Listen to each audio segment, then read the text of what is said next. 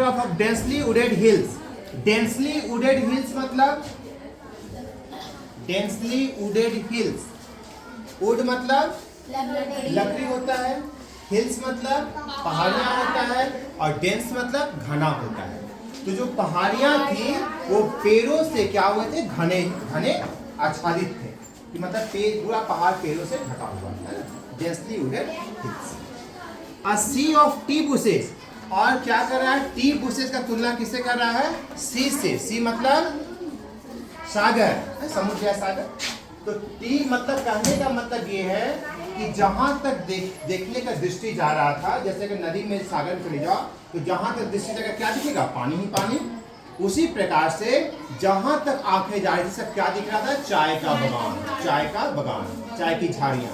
तो चाय की झाड़ियों का तुलना किससे कर दिया है, सागर से. जैसे सागर में देखने पर सिर्फ पानी ही पानी दिखता है, वैसे वहां असम में पहुंचने के बाद देखने पर क्या दिख रहा था, चाय की झाड़ियां. तो चाय की झाड़ियां का सागर से तुलना किया है ना. और क्या कर रहा है, bushes stretch as far as the eye could see.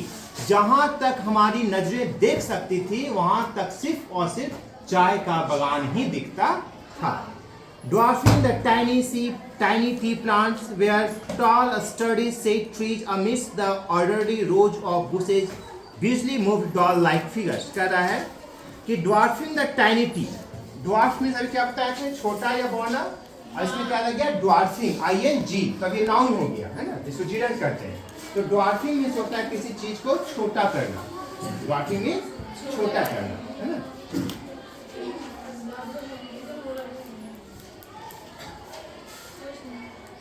The tiny tea, छोटे छोटे पौधों को, plants were tall sturdy. और वो क्या हो गए थे, चाय का जो खेती होता है, तो जब चाय के पौधे लंबे होने लगते हैं, बड़े होने लगते हैं, तो उसको क्या किया जाता है, छाटा जाता है. और छाट को सभी क्या जाता है, एक साइज में किया जाता है. जैसे कहीं कहीं देखी होगी बड़े बड़े घरों में लोग 100 प्लांट्स लगा देते हैं और उसको भी सप्ताह में दहीना नेवर छाटा जाता है एक सुंदर दिखने के लिए. उसी प्रकार जो चाय का पौधा होता है, उसका बगान जो होता है, उसको धीरे धीरे क्या किया जाता है, छाटा जाता है, ताकि सब एक साइज का रहे.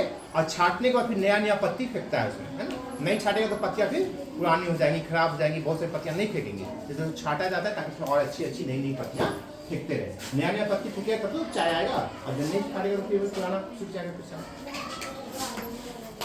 Shade trees and amidst the orderly road. और वो पौधे जो लगे हुए थे चाय के, उसके बगल बगल किनारे किनारे में क्या लगा हुआ था, shade trees. shade trees बड़े बड़े पेड़ जिसके छांव उस पे पड़ रहे थे. अब चूंकि चाय के पौधे को ज्यादा धूप की आवश्यकता नहीं होती है, ज्यादा धूप पड़ेगी तो चाय का पौधा क्या हो जाएगा, झुलस जाएगा, खराब हो जाएगा. तो इसीलिए किनारे किनारे क्या लगा देते हैं लोग, बड़े बड़े पौधे, ताकि उसके वृक्ष के जो घना जो है उसके छांव किस पे पड़ता रहे, चाय के पौधों पे पड़ते रहे, और धूप से वो बचता रहे. ठीक है. Sturdy shade trees and amidst the orderly rows of bushes.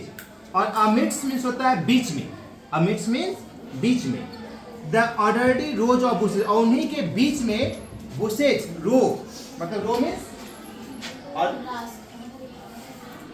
रो और bushes, और किसका bushes, चाय का.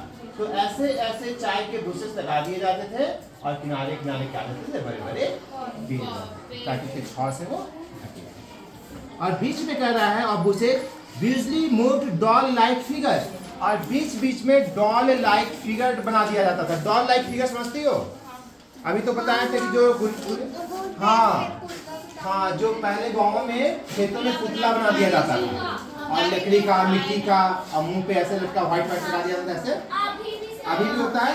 क्यों, ताकि जानवर, पशु, पक्षी उसको डर से खेत में ना आए और वो बाहर रहे, ताकि फसल को नष्ट ना करे. तो वो वहां पे दिख रहा था, doll like figure. In the distance was an ugly building with a smoke billowing out of tall chimney. और थोड़ी दूरी पर, in the distance, थोड़ी दूरी पर, was an ugly building, एक बिल्डिंग, एक घर था, मकान था, जो कैसा था, अगली अगली मीन्स अच्छा नहीं लग रहा था, पुराना सा, भद्दा टाइप सा, गंदा सा. विद अ स्मोक बिलोइंग, और उस मकान से क्या निकल रहा था, स्मोक. स्मोक मीन्स धुआं, और बिलो मीन्स निकलना. उस तरह से स्मोक निकल रहा था आउट ऑफ टॉल चिमनी. और चिमनीज बताए थे ये जो गैस निकलने वाला होता है, धुआं निकलने वाला, ईटा का भट्ठा देखिए, नीचे ईटा पकता है और इसमें से आग निकलता है और यहाँ से क्या निकल रहा था, जिसमें से क्या निकल रहा था, धुआं निकल रहा था। Hey, a tea garden, Rajveer cried excitedly. अब राजवीर जब देखा खिड़की से बाहर तो क्या दिख रहा है, चाय का बगान दिख रहा है। तो बड़े एक्साइटमेंट के साथ, उत्सुकता पूर्वक, खुशी पूर्वक, आनंद लेते हुए क्या कर रहा है, उसको प्रांजल को हे अ टी गार्डन, देखो देखो क्या दिख रहा है, चाय का बगान दिख रहा है। क्राइड एक्साइटेडली, बड़े जोर से, बड़े उत्सुकता के साथ, है ना। Pranjal, who had been born and brought up on a plantation, didn't share Rajveer excitement. अब कह रहा है कि प्रांजल, who had been born and brought up, जिसका जन्म और जहां पे उसका बड़ा हुआ वो लड़का, कहां पे हुआ, उसी आश्रम में हुआ है। अ प्लांटेशन, उसी बागीचे में, मतलब इसके फादर मैनेजर थे, तो अक्सर जीवन बचपना सब कहाँ बीता है, उसी बागीचे में बीता है चाय के। तो कह रहा है didn't share Rajveer's excitement. तो राजवीर जितना एक्साइटमेंट हुआ देखने के बाद, इसमें उतना एक्साइटमेंट नहीं था। जैसे अगर कहीं बाहर के लोग यहाँ पे आए घूमने के लिए और भद्रकाली मंदिर घूमने के लिए जाएं तो उनको शुरू में कितना मजा, अरे वाह बड़ा सुंदर मंदिर, अजय यहीं रह रहा है, देखा मंदिर है, उन्हें बजरंग बली है, हमारे पास दुखी है, उन्हें यही है, लेकिन वो एकदम बड़ा मजा फोटो खिंचवाएगा, यही करेगा। हाँ, जैसे अभी बोल दिया कि हम जाते थे, हमको उतना इंटरेस्ट नहीं है, लेकिन तुम लोग जाओगे तब तुम लोग आहा दिन का रातों बिता देंगे भाई। नहीं चलो, ऑन दिस टी कंट्री, फिर आ गया टी कंट्री। टी कंट्री मतलब फिर चाय का बगान, चाय का बगान। On this T country now he said Assam has the largest concentration of plantation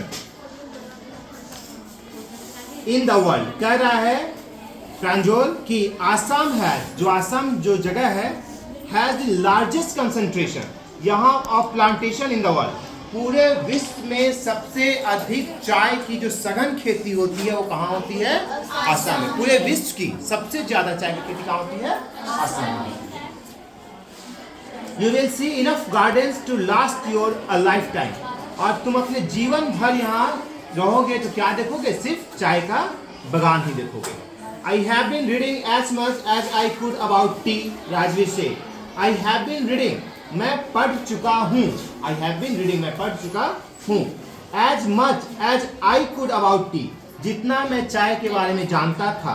Rajveer ने कहा, No one really knows who discovered tea, but there are many legends. अब कह रहा है राजवीर कि मैंने चाय के बारे में बहुत अध्ययन किया है, बहुत पढ़ा है, और ये भी पढ़ा है कि चाय का उत्पत्ति कैसे हुआ, चाय का विकास कैसे हुआ। इसके पीछे जो कह रहा है कि हु डिस्कवर्ड टी, किसने चाय का खोज किया, but there are many legends, लेकिन इसके पीछे बहुत सारी कहानियां हैं। लीजेंड्स में कहानियां, पौराणिक कहानियां, पुरानी कहानियां, किसके पीछे, चाय के पीछे। तो कह रहा है प्रांजल, व्हाट लीजेंड्स, कैसी कहानियां, किस प्रकार की कहानियां। तो अब यहाँ पे पॉज कर